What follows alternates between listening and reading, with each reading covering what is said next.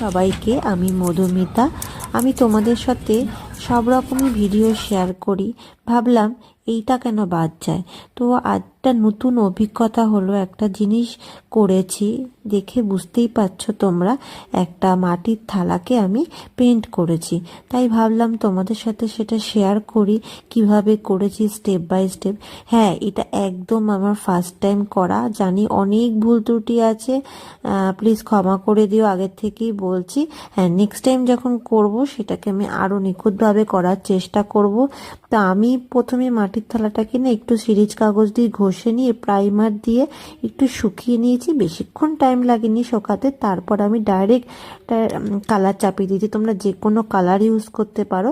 এবার আমি কাজটা করেছি, ঠিক আছে। এই কাজটা একটা আমি ইনস্টাগ্রাম বা ফেসবুক থেকে কাজটা দেখেছিলাম একজন আর্টিস্টের নামটা আমি না পেলাম না, যদি কোনো সময় পাই অবশ্যই তোমাদের জানাবো। তো তার সাথে আমার নিজস্ব কিছু সত্তা রাখার চেষ্টা করেছি। পুরোটাই আমি কপি করিনি, ইন্সপায়ার হয়ে করেছি। তো অবশ্যই জানিও কেমন লাগলো ডিজাইনটা। ভালো লাগলে অবশ্যই লাইক করো। আর তারপর কালারটা করার পর লাস্টে আমি একটু ভার্নিশ ইউজ করে দিয়েছি। এটা কিন্তু তোমরা যে কোনো আইবুড়ো ভাতে বা কোনো রকম অনুষ্ঠানে তোমরা কিন্তু এই থালাগুলো ইউজ করতে পারবে। কেমন লাগলো অবশ্যই জানিও। আর কাজটা পুরোটা দেখো, ভিডিওতে দেখিয়ে দিয়েছি।